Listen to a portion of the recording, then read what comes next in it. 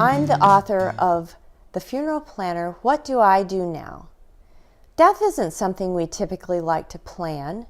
We love to plan an outing to a spring training baseball game or a vacation to the beach. But death is a different matter.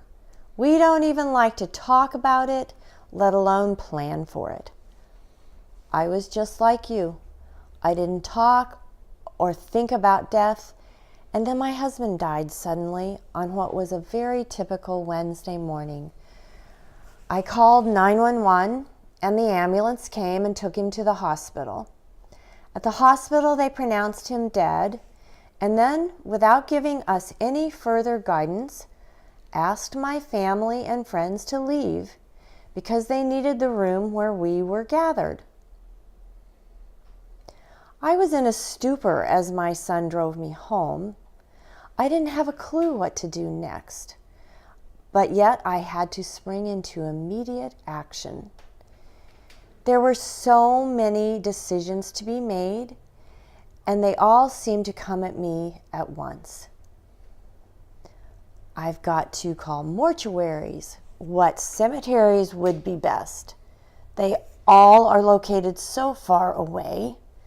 There are dozens of people I need to call. The phone is ringing and ringing. I'm going to lose my mind. Where will out-of-state friends and family stay?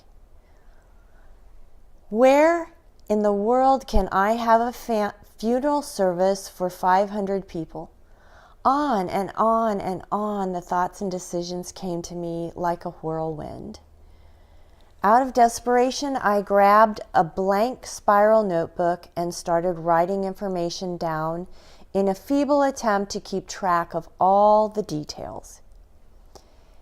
If you have a loved one die, this funeral planner will help you organize your thoughts and give you a step-by-step logical plan of what needs to be done. Out of the random, chaotic experience of planning my husband's funeral, I wrote this planner so that your experience can be quite different than mine. One of the important lessons I learned from my experience is that you cannot do this alone. You need help. Your family and friends want to help you, but you don't know what task to have them shoulder.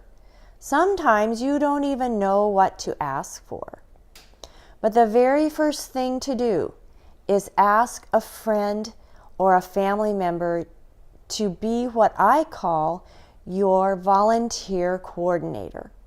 Before you do anything else, meet with this person and use the master to-do list in the funeral planner as your guide for what has to be done. In that meeting, distribute tasks and allow your volunteer coordinator to organize other volunteers to do many tasks for you.